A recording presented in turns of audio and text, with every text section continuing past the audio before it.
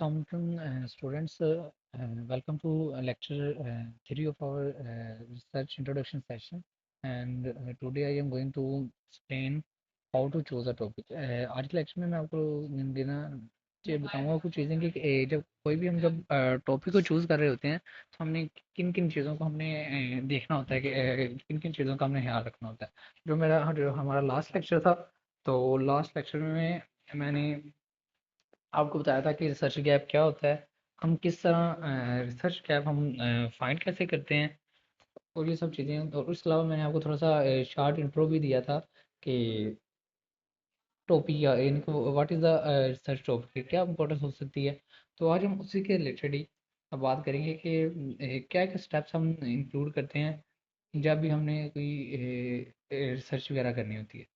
तो स्टार्ट कर लेते हैं। हमारा जो फर्स्ट पॉइंट था कि first thing about an area that trust you, कि जब भी हम कोई भी अपना टॉपिक सेलेक्ट कर रहे होते हैं रिसर्च के लिए, तो हम अपना कोई ऐसा टॉपिक सेलेक्ट करते हैं जिसमें हमें इंटरेस्ट हो। लाइक अगर अगर मेरा इंटरेस्ट जो है वो ड्रग डेवलपमेंट के अंदर है, ठीक है, या डोजेज फॉर्म के अंदर मेरा इंटरेस्ट है, तो मैं कोई ऐसा टॉपिक सेलेक्ट कर लेता हूँ। लाइक मैं फार्माकोलॉजी का कोई टॉपिक सेलेक्ट कर लेता हूँ, like effect of beta blockers on asthma patient. तो क्या होगा कि जब मैं उस पर काम करूँगा, तो क्या होगा कि मैं ऐसा ऐसा अपना इंटरेस्ट लूज़ करूँगा, और क्या होगा कि अल्टीमेटली मोटिवेशन जो है मेरी को जाती रहेगी।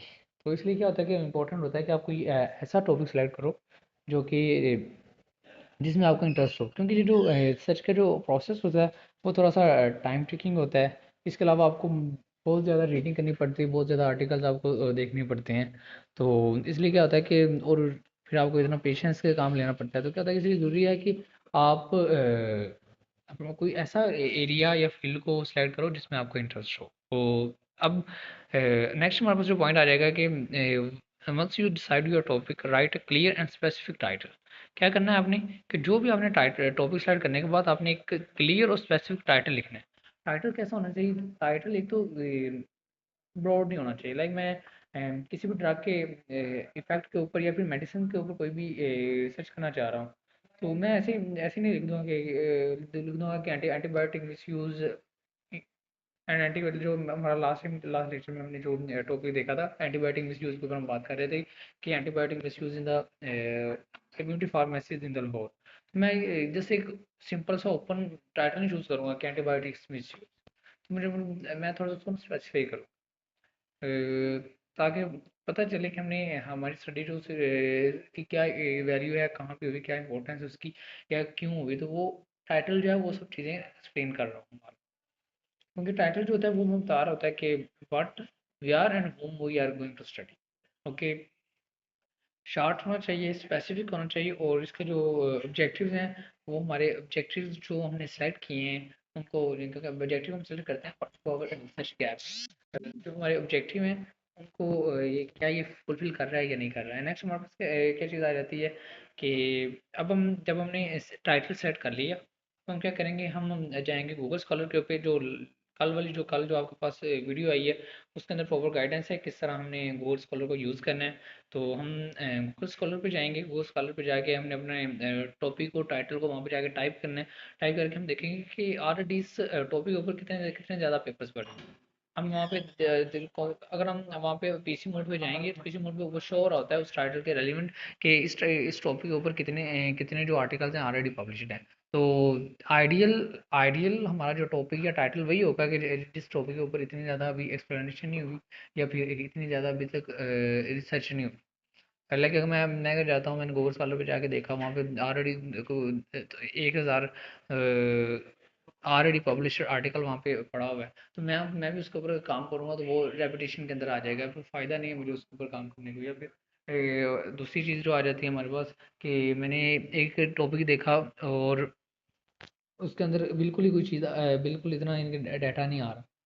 तो मे बी मैं टॉपिक जो यानी कि तो एक यानी कि मेरे को 3-4 आर्टिकल आ गया, 10-12 आर्टिकल उसके अंदर ऑलरेडी पड़े हुए हैं। तो वो मेरे लिए बहुत एक अच्छा ऑप्शन है कि मैं उस चीज़ को देखूँ, इन उस चीज़ के ऊपर काम करूँ, वो टॉपिक सेलेक्ट करूँ। नेक्स्ट हमारा जो पॉइंट आ जाएगा, जब हमने स्कॉलर के ऊपर मल्टीपल आर्टिकल्स को देख लिया, एंड नेक्स्ट हम करेंगे कि हम अपना ग्रुप बनाएंगे जिन लोगों के साथ हम काम करना चाह रहे हैं, लाइक जो होता है, आप 5 लोग इन स्टूडेंट जो है वो काम कर रहे हैं, इसके अलावा एक आपका जो होता है सुपरवाइजर हो जाता है, टीचर होता है जो आपको कंप्लीट गाइड कर रहा होता है। तो इसके अलावा आप फिर आप अपने काम को जो काम होता है आपका, उसको आप डिस्ट्रीब्यूट कर लेते हो डिफरेंट स्टूडेंट्स के अंदर, एंड इस तरह यानी कि आप अपने जो रिसर्च का काम है वो स्टार्ट कर देते हैं। नेक्स्ट क्या रहता है, जब ये चीज़ें होगी, अब आ जाता है एक टॉपिक भी सिलेक्ट हो गया, हमारी टीम बन गई है। अब हम क्या करेंगे, अब हम डिसाइड करेंगे कि हम किस तरह की रिसर्च करना चाह रहे हैं। क्या हम क्वांटिटेटिव रिसर्च करेंगे या हम क्वालिटेटिव रिसर्च करेंगे। तो अगर हम बात करते हैं क्वांटिटेटिव रिसर्च की, तो मैंने ऑलरेडी आपको एक्सप्लेन किया हुआ है कि क्वांटिटेटिव रिसर्च क्या होती है और क्वालिटेटिव क्या होती है। क्वांटिटेटिव में बेसिकली क्या आ जाता है, हमारे पास जो रिजल्ट आता है वो बेसिकली बेस्ड ऑन नंबर्स या सर्वेज या फिर स्टैटिस्टिक के फॉर्म में आता है। जबकि जबकि जो क्वालिटेटिव रिसर्च होती है, क्वालिटेटिव रिसर्च में क्या होता है कि जो हमारे यहाँ ओवरऑल जो ओपिनियंस होते हैं या हमारा जो भी डाटा कलेक्ट कर रहे होते हैं, वो बेस्ड होता है ऑन द ओपिनियन, या फिर हम इंटरव्यू लेते करते हैं लोगों का। या हमारा जो आर्टिकल वो मिक्स भी हो सकता है, जैसे हम कहते हैं मिक्स मेथड, या जो कि कम्बिनेशन होता है दोनों की, क्वालिटेटिव की और क्वांटिटेटिव की। और नेक्स्ट हमारे पास जो पॉइंट आ जाता है, that is right at least 3 objectives that clearly show what you want to find out or achieve in your study। फिर हम क्या करेंगे, फिर हम ऑब्जेक्टिव लिखेंगे, क्योंकि ऑब्जेक्टिव जो होते हैं, ऑब्जेक्टिव्स आर द पॉइंट जो कि डिसाइड जो हमें बता रहे होते हैं कि हमने क्या करना है और कैसे करना है। ये basically these are our motivation. हम अपना एक प्लान जो होता है वो ऑब्जेक्टिव फॉर्म में हम डिज़ाइन कर लेते हैं। लाइक हम क्या कर सकते हैं कि ऊपर वाले एग्जांपल को ले लेते हैं, कि मैं 3-4 ऑब्जेक्टिव आपको बता देता हूँ ताकि आपको पता चल जाए कि किस तरह का ऑब्जेक्टिव होता है।